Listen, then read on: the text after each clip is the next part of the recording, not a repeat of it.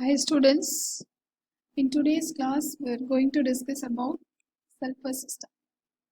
So it is also a one component system, but here in this case you can able to see four different phases. So in the previous class we have discussed about water system. There we have three phases, but here the sulfur we have four phases. They are rhombic sulfur, monoclinic sulfur, liquid sulfur and vapor sulfur. So these rhombic sulfur and monoclinic sulfur are in the solid phase, liquid sulfur is in liquid and vapor sulfur is in vapor phase. So here all the four phases can be represented by the chemical individual sulfur. So the component here is 1 and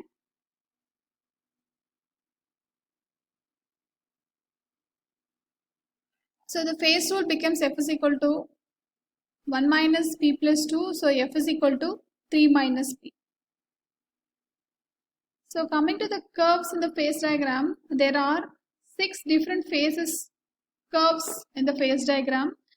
Curve AB, BC, CD, CE, BE and EG. So curve AB is a sublimation curve of rhombic sulfur where there is an equilibrium between rhombic sulfur and sulfur vapor. Then curve BC, it is called a sublimation curve of monoclinic sulfur. There an equilibrium exists between monoclinic sulfur and sulfur vapor. The third curve is curve CD. It is called as vapor pressure curve of liquid sulfur. There an equilibrium exists between liquid sulfur and vapor sulfur. The next curve is curve CE. It is called as fusion curve of monoclinic sulfur. So fusion is a process nothing but the conversion of solid to liquid. So here there is an equilibrium exists between monoclinic sulfur and liquid sulfur. Next is the curve BE. It is a transition curve of solid sulfur. So, here the transition exists between rhombic sulfur and a monoclinic sulfur.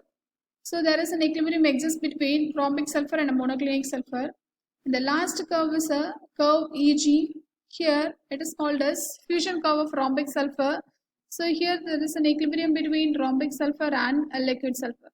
So at any curve, the degree of freedom is 1. So here by applying the formula 3 minus P, so in all these curves we have two phases. So 3 minus 2 is equal to 1. So it is univariant. Next is a triple point.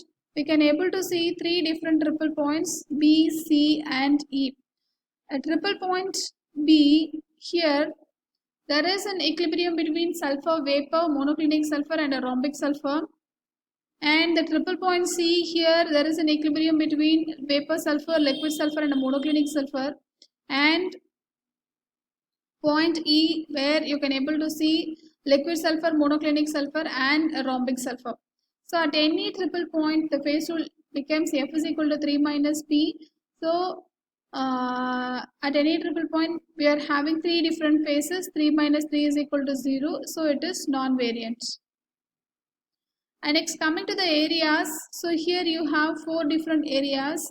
Area A, B, E, G. So this area belongs to solid rhombic sulfur. And the area B, C, E, G, it is only for monoclinic sulfur. And the area D, C, E, G, it is only for liquid. And the last is A, B, C, D, it is only for vapor sulfur. So in all these areas, F is equal to 3 minus P. Here you have only one phases, so 3 minus 1 is equal to 2. So in all these areas, it is bivariant. The last we will discuss about the dashed curves. So we have three dashed curve BF, curve CF and curve FE. So in all these curves you can able to see two different phases. So it is univariant. And you have one triple point F. So here you can able to see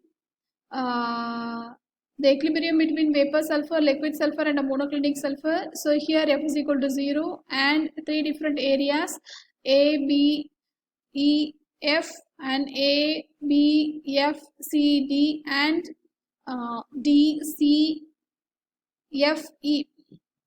So for areas, the component is 1 and the phase is 1. So F is equal to 2. So at the end of this lecture, you can have a knowledge on sulfur system. Thank you.